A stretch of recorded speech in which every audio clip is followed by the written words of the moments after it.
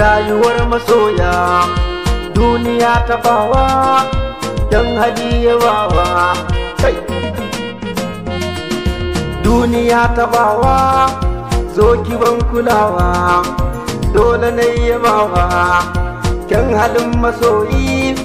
ya so ka babu sauyi ko ina ana yi yaudarar masoyi babu kyau ana yi rayuwa da sauyi ta fi kyau da yayi lokaci yana yi babu mai hana ni in zamo masoyi ni labini gani so yana kira na ki ban kula shi babu mai tare shi so yana kira na yarda ka bi shi bashi kar ka so masoyi dan biyan bukata duniya ta bawa duniya ta bawa kai wai ina masoya me kuke haɗawa ni fa ban rizewa ko ana hanawa babu mai tarewa duniya ta bawa kyan maza iyawa yaro fa bai iyawa baitin yana tsimani ku kyale masu kushe komai yana da ƙarshe san zagaya ƙasashe in har da so da sabo waka nake da harshe wasu sun yi sun disashe mu ma muna da ƙarshe Allah ka ba mu ƙarshe mai kyau da babu kushe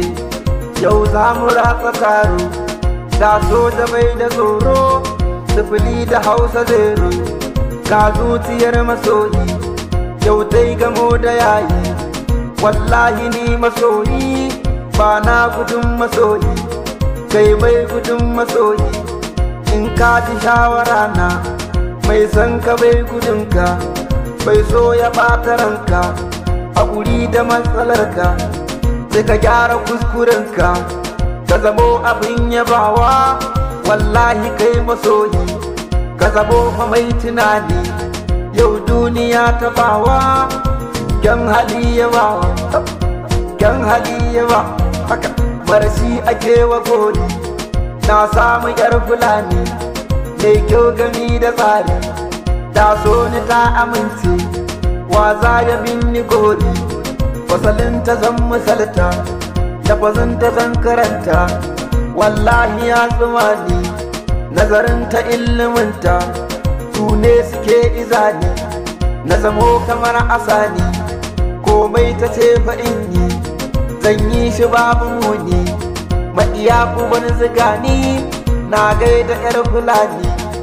yau na taho ki kai ni har gidan ku za ki kai ni